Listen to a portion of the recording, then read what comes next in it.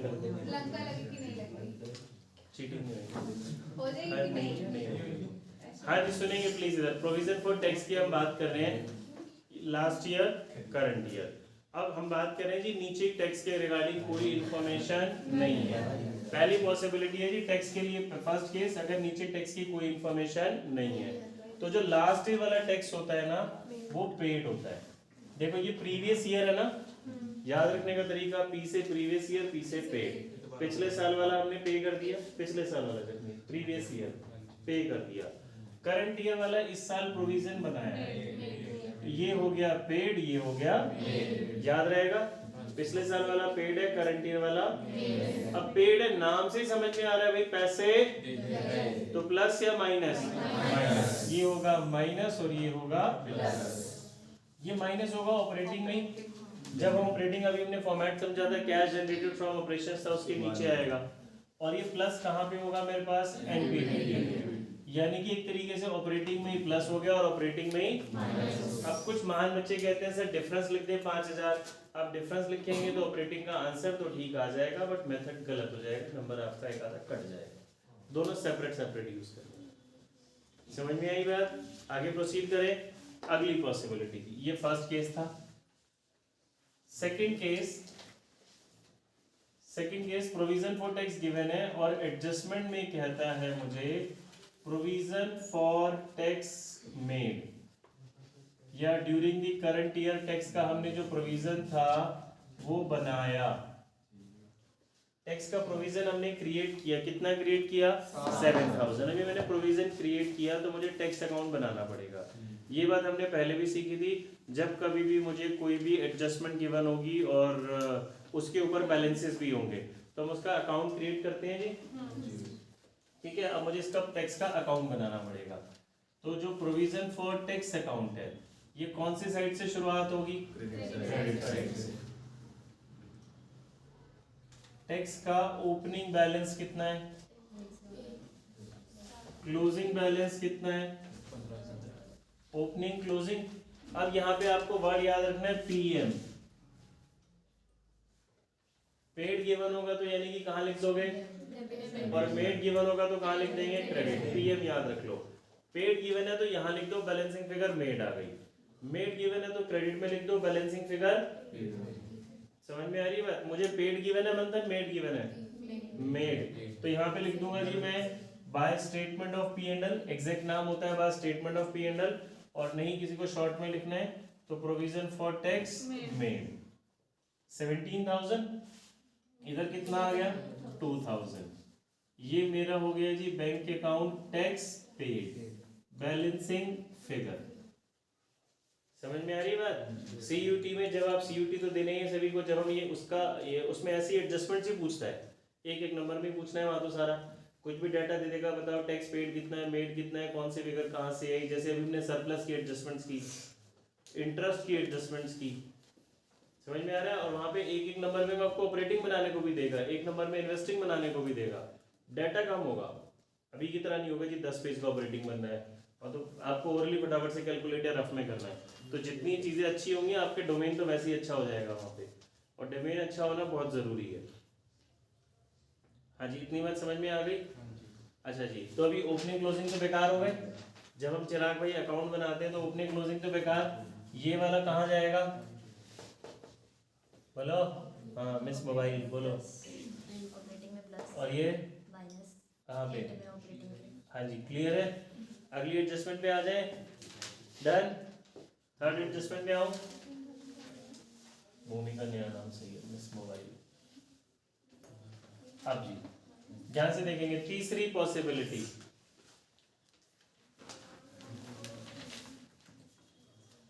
Third possibility ऊपर है ही नहीं, यानी कि बैलेंस शीट जो गिवन है, बैलेंस शीट में प्रोविजन फॉर टैक्स नहीं है।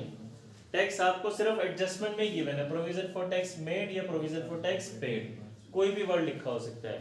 तो क्या अब अकाउंट बनेगा? अकाउंट तो बनेगा नहीं। अकाउंट तो तभी बनता है जब ओपनिंग और क्लोजिंग दोनों होते हैं। तो अब ये मेरे लिए यही पेड है और यही माइनस होगा और यही प्लस। तीनों पॉसिबिलिटी समझ में आ गई? पक्का? हाँ जी रिचा, क्या नहीं आई? मैंने बोला आपको क्वेश्चन के अंदर बैलेंस शीट गिवन होती है, बैलेंस शीट के अंदर टैक्स है ही नहीं, नीचे एडजस्टमेंट के अंदर ही टैक्स गिवन है सिर्फ। तो यही वाला पेड है और यही वाला मेड है। कोई परेशानी? पक्का? अगली पॉसिबिलिटी पे है, ठीक है बंधन? अच्छा, इसकी 3 हो गई। अब आ जाता हूँ मैं डिविडेंड पे।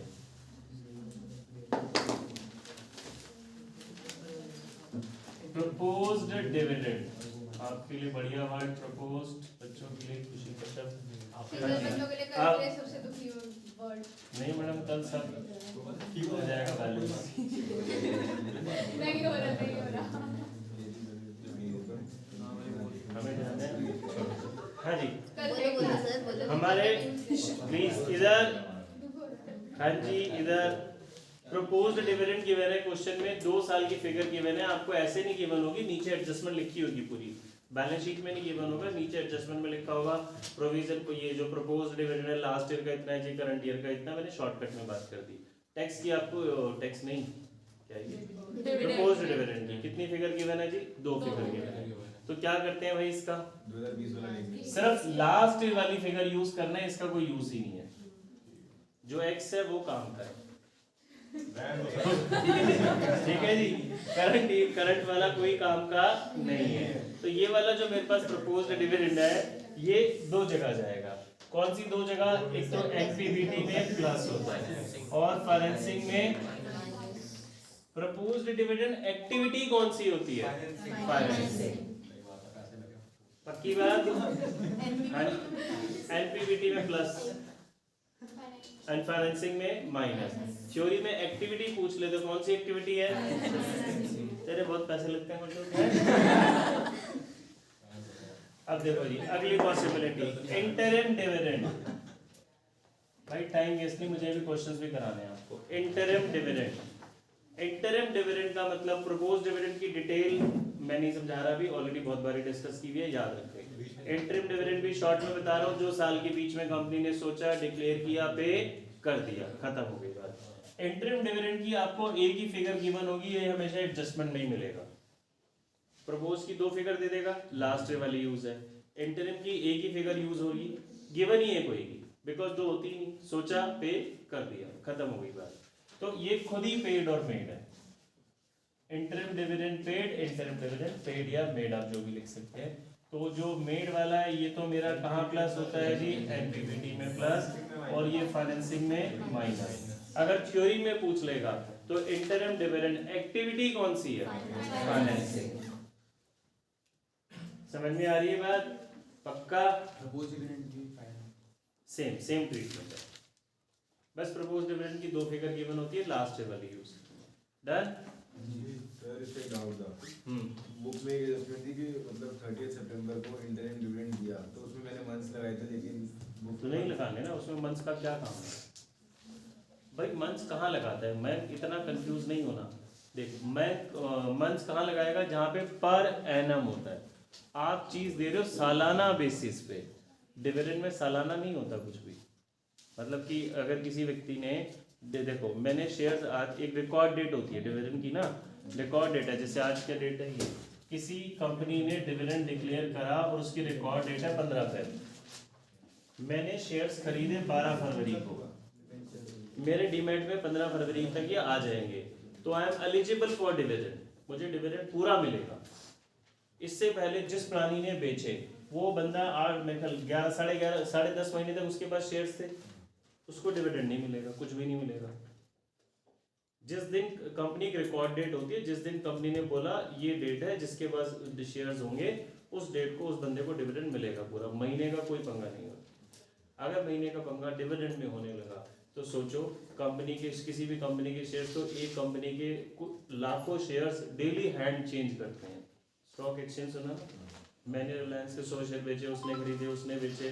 जो ट्रेडर्स लोग होते हैं 10-10, 20-20 रुपए पे, 100-100 रुपए पे, मतलब करोड़ों ट्रांजेक्शन्स होती हैं। तो फिर तो ठीक है जी, डन।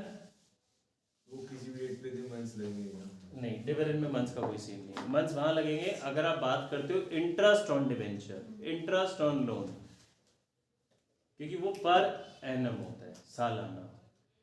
ठीक है जी। अगली लास्ट एडजस्टमेंट में कल डिबेंचर की वो बची है इसकी सिर्फ डेप्रिसिएशन की। डेप्रिसिएशन की एडजस्टमेंट देखो मैंने, हाँ उसमें 6-7 केसेस हैं, मैं सारे करा देता हूँ।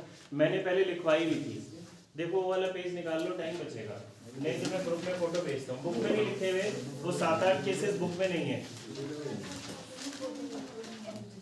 चल रहा है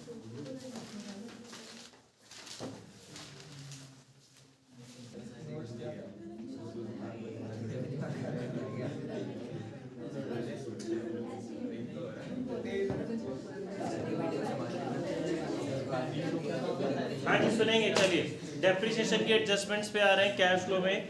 देखो सबसे पहले आपके पास हमारे केस 1 पे सबके पास अवेलेबल है ना, मैंने पहले भी लिखवाया था, नहीं है तो आपके पास फोटो तो भी है, नहीं है तो बस ये लो, फिर यहाँ से देख लो।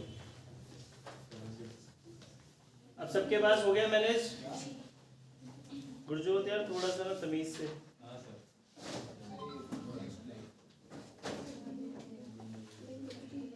देखें जी मशीनरी है हमारे पास। केस 1 की मैं बात कर रहा हूँ, जो पेज में सबसे पहले लिखा हुआ है। मशीनरी गिवन है, डेप्रिसिएशन गिवन है, फिर उसके नेट बैलेंसेस गिवन है।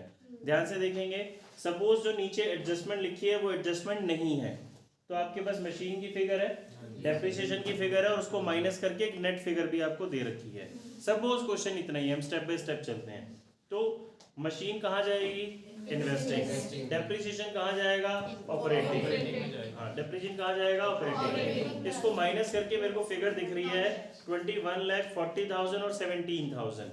ठीक है, तो आप ये वाली फिगर यूज होगी या ऊपर वाली दोनों सेपरेट फिगर यूज होगी? ठीक है, ये इंपॉर्टेंट बात है। आप मशीन 20 लाख से 25,40,000 ये वाला फिगर जाएगी इन्वेस्टिंग में, और डेप्रिसिएशन 3 लाख से 4 लाख यानी कि 1 लाख वाली फिगर जाएगी ऑपरेटिंग में। जो माइनस करके नेट फिगर आ रही है उसका कोई यूज नहीं है। समझ में आ गई? फिर बड़े सारे बच्चे डाउट पूछते हैं सर डेप्रिसिएशन में तो ब्रैकेट लगा हुआ है, तो यानी कि वो नेगेटिव नहीं, डेप्रिसिएशन नेगेटिव नहीं होता, वो सिर्फ ये बता रहा है कि वो उसमें से पर्टिकुलर मशीनरी में से क्या हो रखा है? माइनस। ठीक है, मंथन और सब में ध्यान से समझ लो, इसके बाद नहीं मैं कराऊंगा तुम्हारे जो ड्रामे चल रहे हैं पीछे। हाँ अगला जी, नीचे अब एडजस्टमेंट है। During the year a piece of machinery costing rupees 48,000 on which accumulated depreciation was 32 was sold for rupees 12,000। Machine जिसकी कॉस्ट 48 थी, एक्यूमुलेटेड डेप्रिसिएशन 32 है, 12,000 की सेल की। मुझे बताएंगे कैश क्वेश्चन में मशीन अकाउंट बनेगा, डेप्रिसिएशन अकाउंट बनेगा, बनेगा। 5 मिनट दे रहा हूँ, जल्दी से ट्राई करेंगे, सभी लोग खुद करना है सबने। सर अगर नीचे एडजस्टमेंट में एक्यूमुलेटेड वर्ड नहीं होता तो नहीं।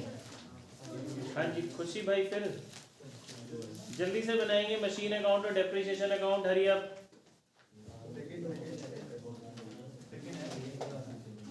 जब तक खुद नहीं ट्राई करेंगे नहीं होगा। ये एडजस्टमेंट डेप्रिसिएशन की वो होती है जो एग्जाम में 100% आती है हर साल।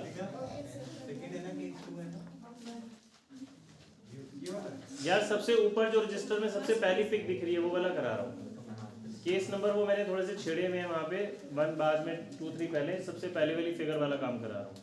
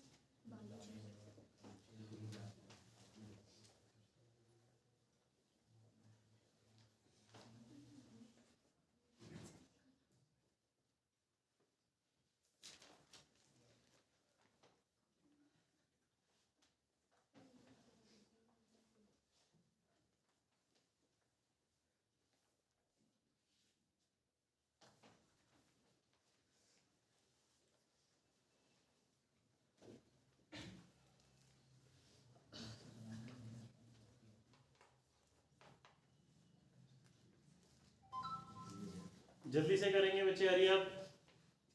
मशीन अकाउंट हमारा डेबिट से शुरू होता है, डेप्रिसिएशन अकाउंट हमारा एक्यूमुलेटेड डेप्रिसिएशन क्रेडिट से शुरू होता है। ये दोनों अकाउंट हम कब बनाते हैं? जब हमें दोनों के बैलेंसेस गिवन है और कुछ एडजस्टमेंट भी गिवन है।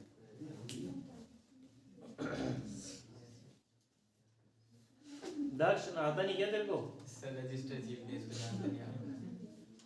करो भाई, जल्द में बैठना भी जरूरी है उसके साथ ही, तो कोई ऑप्शन ही नहीं है भाई।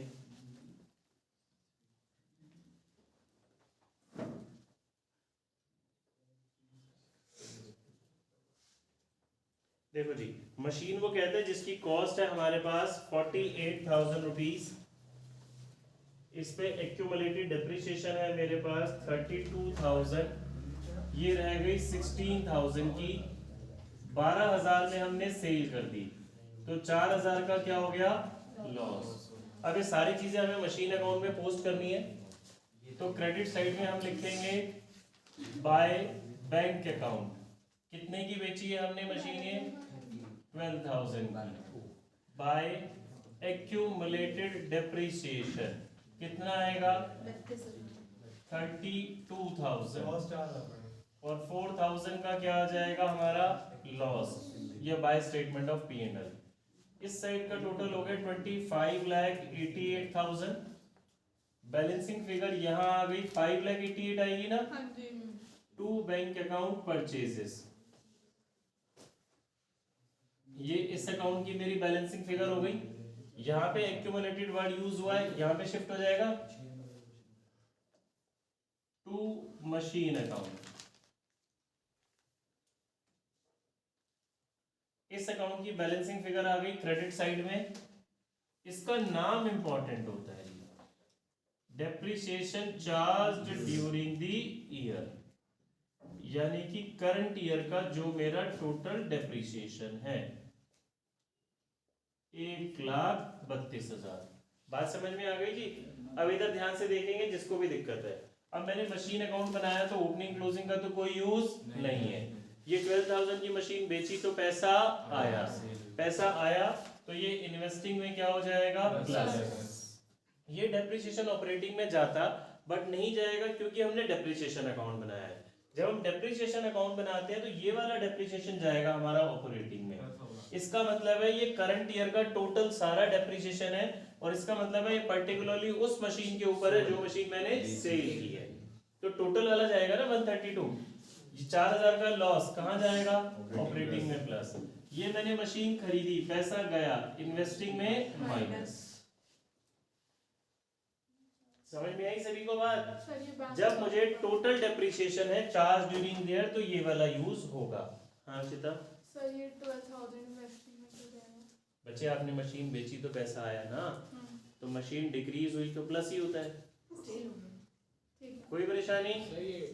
हाँ। ये ओपनिंग, ये क्लोजिंग, यहाँ एक्यूमुलेटेड डेप्रिसिएशन इसके क्रेडिट में, इसमें कहाँ पोस्ट हो गया? डेबिट में। ये बैलेंसिंग फिगर आ गई depreciation charge during the year, ये मेरे पास टोटल डेप्रिसिएशन आ गया करंट ईयर का टोटल, तो ऑपरेटिंग में यही वाला प्लस होगा। समझ में आ गई बात? कोई परेशानी? ठीक है जी, जिनका हो गया केस 2 अगला क्वेश्चन करेंगे, उसका अकाउंट बनाना शुरू करेंगे। नेक्स्ट वाला जो भी आपको शीट में नेक्स्ट दिख रहा है उसका अकाउंट बनाना शुरू करेंगे।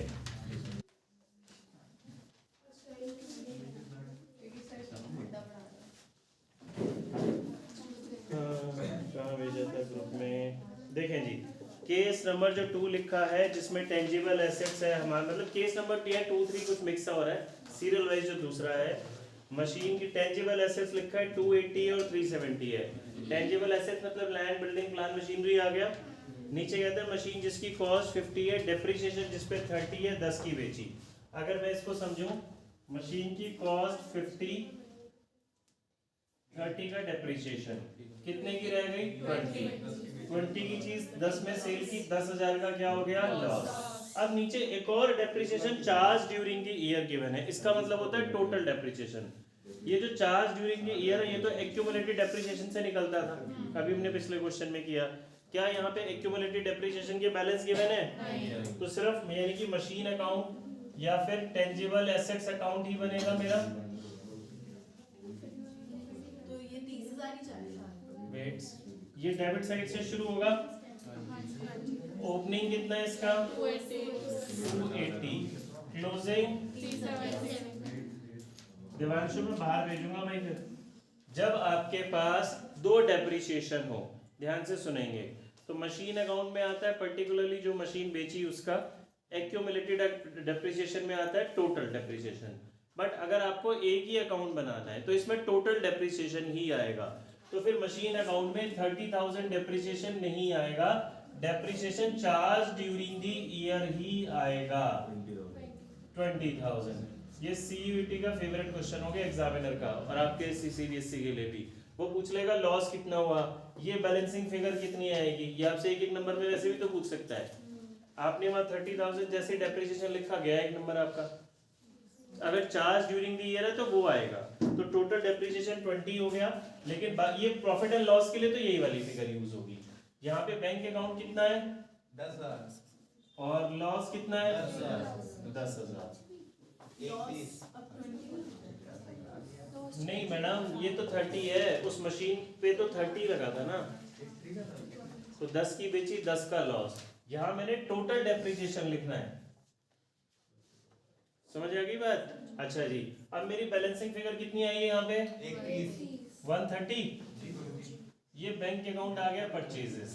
अब समझेंगे जी, ओपनिंग क्लोजिंग का तो कोई यूज नहीं है, depreciation charge during the year operating में प्लस, ये मैंने बेची, इन्वेस्टिंग में प्लस, बेची तो प्लस ही तो हो गया, लॉस हुआ ऑपरेटिंग में प्लस, और ये इन्वेस्टिंग में माइनस। खरीदी। कोई डाउट? ये मशीनरी परचेज होता है। मशीनरी परचेज होगी। सर इसमें जो दो गिवन होते हैं, चार्ज ड्यूरिंग द ईयर वाले, चार्ज ड्यूरिंग द ईयर वाला है, पर्टिकुलर एक मशीन वाला तो नहीं पहले वाली कहीं नहीं जाएगी, कैश फ्लो में जाएगी। है। नेक्स्ट केस पे आ रहा हूँ। ये तो हो गया था ना सबका?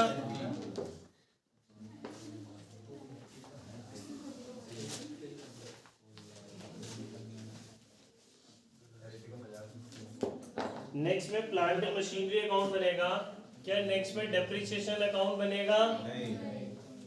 प्लांट एंड मशीनरी कौन सी साइड से शुरुआत होगा? डेबिट साइड से।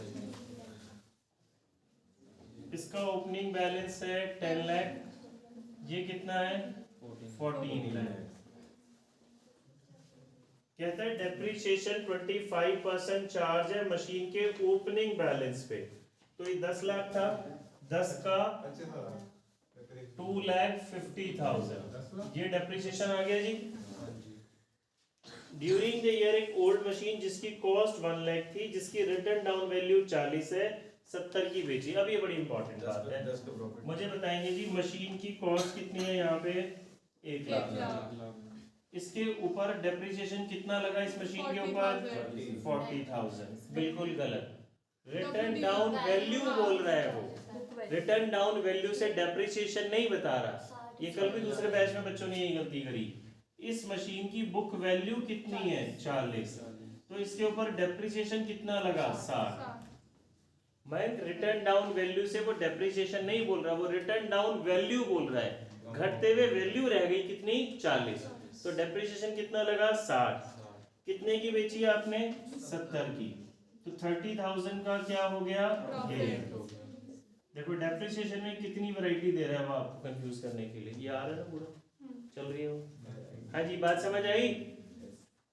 ये 40,000 उसकी बुक वैल्यू है। प्राणिका जी आ रहा है समझ? यहाँ पे क्या 40,000 इस डेप्रिसिएशन में प्लस करना है कुछ 40-60 डेप्रिसिएशन नहीं, टोटल आ गया ना, तो पर्टिकुलरली एक मशीन का लिखने की जरूरत नहीं है। अच्छा जी, अब यहाँ पे डेप्रिसिएशन हो गया बाय बैंक अकाउंट, कितने की सेल की है? 70। गेन कौन सी साइड आ जाएगा? Debit side. बैलेंसिंग फिगर भी डेबिट साइड आ रही है, कितनी? 690। हाँ 690। 6,90,000। अब क्या ओपनिंग क्लोजिंग का कोई यूज है? नहीं है। डेप्रिसिएशन ये वाला जाएगा ऑपरेटिंग में प्लस, ये मैंने खरीदी नहीं बेची, इन्वेस्टिंग में प्लस, ये गेन ऑपरेटिंग में माइनस। अभी हमने पढ़ा था ड्रिप प्रॉफिट ऑन सेल, ये वहां माइनस हो गया, और ये मैंने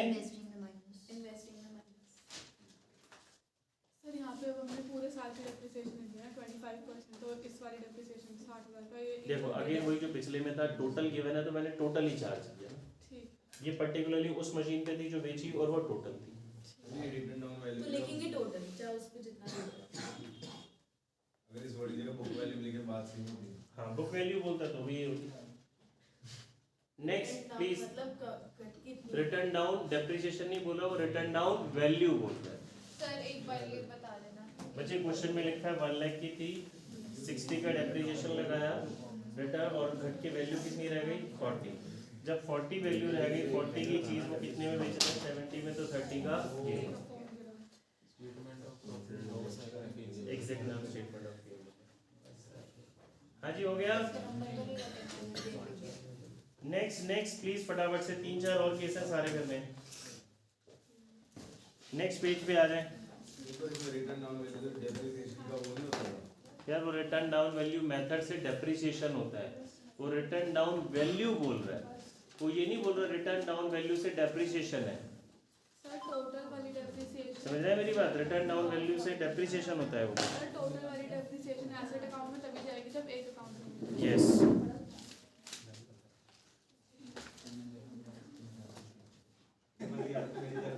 बैलेंस शीट में 140। देखो जी मैं करा रहा हूँ, फटाफट से चेक करेंगे। गुरजो तो थोड़े से दिन पढ़ता है फिर वही हरकतें शुरू हो जाती हैं, थोड़े से दिन पढ़ता है। अब 4 दिन लगातार क्लास ले लूँ फ्लो हो जाएगा वापस। मे बी का सीन नहीं है। देखो जी केस नंबर यहाँ जो 5 लिखा हुआ है, इसमें सबसे पहली चीज तो मुझे दोनों अकाउंट बनाने, मशीन भी है डेप्रिसिएशन भी, दोनों के बैलेंसेस गिवन है, दोनों की एडजस्टमेंट की उसकी मुझे गिवन है। तो मैंने बनाया जी मशीन अकाउंट। चिराग बन रहे हैं भाई? मशीन का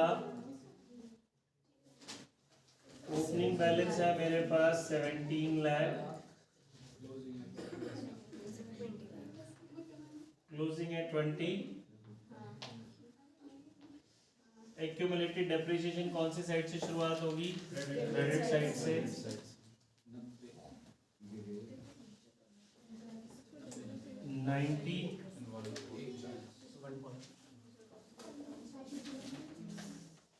देखो जी एडजस्टमेंट में क्या कहता है, मशीन जिसकी बुक वैल्यू 10,000 है, बुक वैल्यू कैसे आती है? कॉस्ट माइनस डेप्रिसिएशन, यानी कि उसमें से डेप्रिसिएशन ऑलरेडी माइनस है। ठीक है भूमि? और इस पर्टिकुलर मशीन पे डेप्रिसिएशन लगा कितना हुआ है? 40,000। 40,000 डेप्रिसिएशन लगने के बाद वो मशीन कितने की रह गई? 10 की। तो मशीन की कॉस्ट कितने की होगी? 50 की। हमें हालांकि उसकी जरूरत नहीं है। अब 10 की चीज आपने 2000 में बेची, 8,000 का क्या आ गया हमें? लॉस। सर लॉस हो जाएगा। ठीक है जी, ये हो गया कितना? 20,50,000। ये कितना आ रहा है? 350। ये आ गया 3 लाख। ये आ गया बैंक अकाउंट परचेजेस। ठीक है जी, ये एक्यूमुलेटेड डेप्रिसिएशन इधर पोस्ट होगा। 40,000 किसके नाम से? यहाँ पे आ जाएगा depreciation charged during the year. कितना आ रहा है? 90,000। अब ध्यान से समझेंगे, ये ओपनिंग क्लोजिंग का कोई यूज नहीं है। ये वाला डेप्रिसिएशन ऑपरेटिंग में जाता है बट नहीं जाएगा बिकॉज मेरे पास टोटल वाला है। ये डेप्रिसिएशन कहाँ प्लस हो जाएगा? ऑपरेटिंग में। ये मैंने मशीन सेल की, इन्वेस्टिंग में प्लस, लॉस ऑपरेटिंग में प्लस। ये मैंने मशीन सेल की, परचेज की, इन्वेस्टिंग में माइनस। कोई परेशानी? पक्की बात समझ में आ रही है? 2020 में किया क्या क्या बच्चे दोबारा बोलो। उसमें 40 से डेप्रिसिएशन अकाउंट में तो उसका जो बैलेंस यस, अगर आप डेप्रिसिएशन अकाउंट बना रहे हैं तो ऑपरेटिंग में फिर ये वाला डेप्रिसिएशन जाता है, वो वाला नहीं जाएगा। पक्का? रब कर दो इसको। ठीक था सबका? नेक्स्ट केस पे आ रहा हूँ। नेक्स्ट क्वेश्चन में क्या डेप्रिसिएशन अकाउंट बनना है? क्योंकि डेप्रिसिएशन के बैलेंस नहीं है। दक्ष ने करें ये वाला करा है?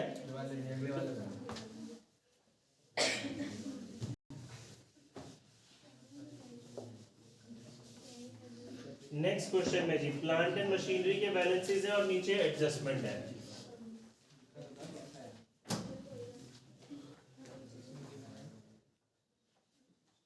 प्लांट एंड मशीनरी का ओपनिंग बैलेंस कितना है मेरे पास? 2,80,000। क्लोजिंग बैलेंस कितना है? 3,92,000। एंड ओल्ड मशीनरी जिसकी बुक वैल्यू 42 है 56 की बेची। बुक वैल्यू का मतलब उसमें से डेप्रिसिएशन ऑलरेडी माइनस है। बाय बैंक कितने की बेची? 56। प्रॉफिट हुआ लॉस हुआ? कितना? 14,000। अच्छा जी। फिर डेप्रिसिएशन है जी चार्ज ड्यूरिंग द प्रोवाइडेड का मतलब ये मेरे पास टोटल डेप्रिसिएशन ही हो गया 28। बैलेंसिंग फिगर डेबिट आ रही है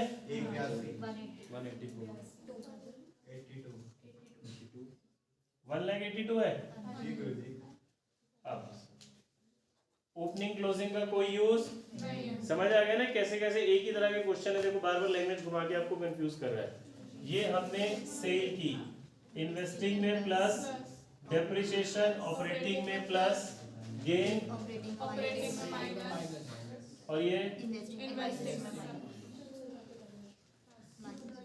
हाँ माइनस।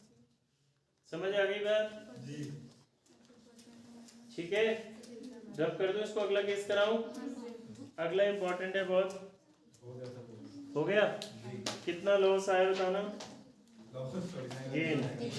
हाँ, उसमें ये इजी है।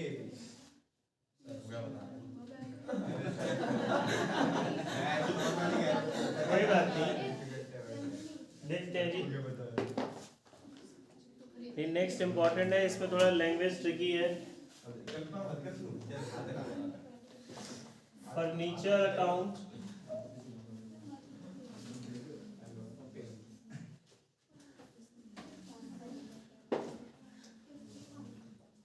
फर्नीचर का ओपनिंग है 20,000, क्लोजिंग कितना है 28,000।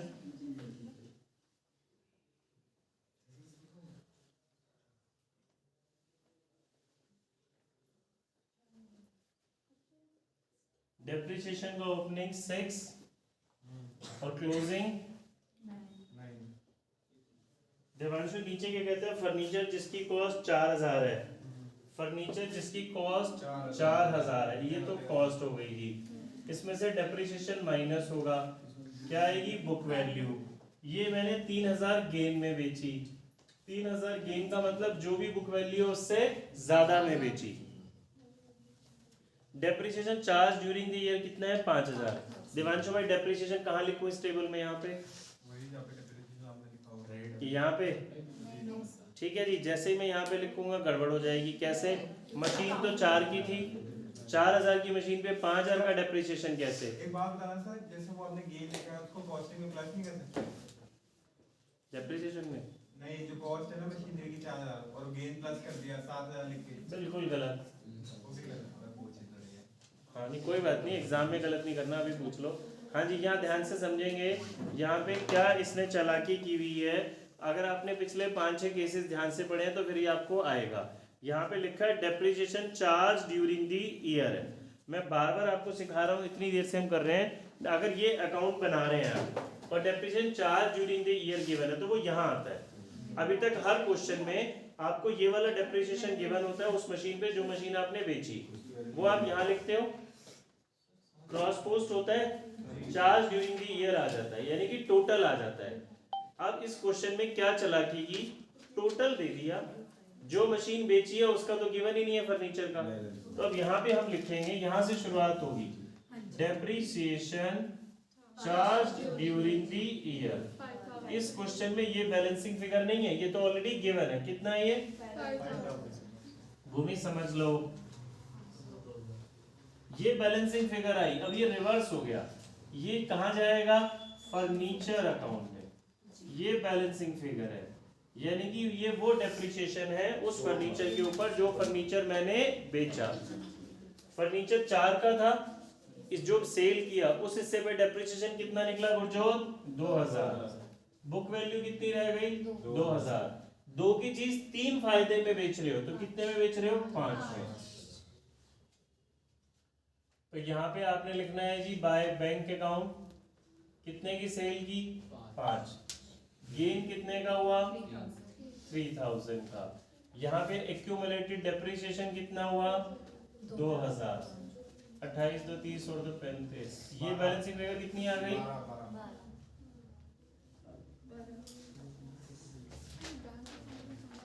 कोई परेशानी? बात समझ आई? अभी बता रहा हूँ। ओपनिंग क्लोजिंग का कोई यूज नहीं है। ये हमने सेल की, इन्वेस्टिंग में प्लस, ये डेप्रिसिएशन आएगा नहीं बिकॉज टोटल गिवन है। ऑपरेटिंग ये ऑपरेटिंग में प्लस, ये परचेज की, इन्वेस्टिंग में माइनस, ये ऑपरेटिंग में माइनस। अब देखो जी दोबारा बता रहा हूँ, ये इंपॉर्टेंट है। नॉर्मली इससे पहले हमने जितने क्वेश्चन किए मुझे डेप्रिसिएशन गिवन होता था इस पर्टिकुलर पार्ट का जो मैंने सेल किया, इसके क्रेडिट में लिखता था, एक्यूमुलेटेड के कहाँ पोस्ट हो जाता है? डेबिट में। तो यहाँ से फिर मेरा क्या निकलता है? Total depreciation. बट इस क्वेश्चन में टोटल डेप्रिसिएशन गिवन था तो बैलेंसिंग फिगर निकली जब नहीं, जो मैंने फर्नीचर बेचा उसका ये क्रेडिट है तो ये कहाँ ट्रांसफर हो गया? डेबिट। यानी कि जो मशीन में 4000 की थी फर्नीचर उस पर डेप्रिसिएशन बना 2 की माइनस किया, बुक वैल्यू 2, 3 प्रॉफिट में बेची तो 5 में बेची। समझ आई? देखो जी डेप्रिसिएशन की सारी केसेस, कैश फ्लो खत्म। अब इसके 1-2 क्वेश्चन कर लेते हैं।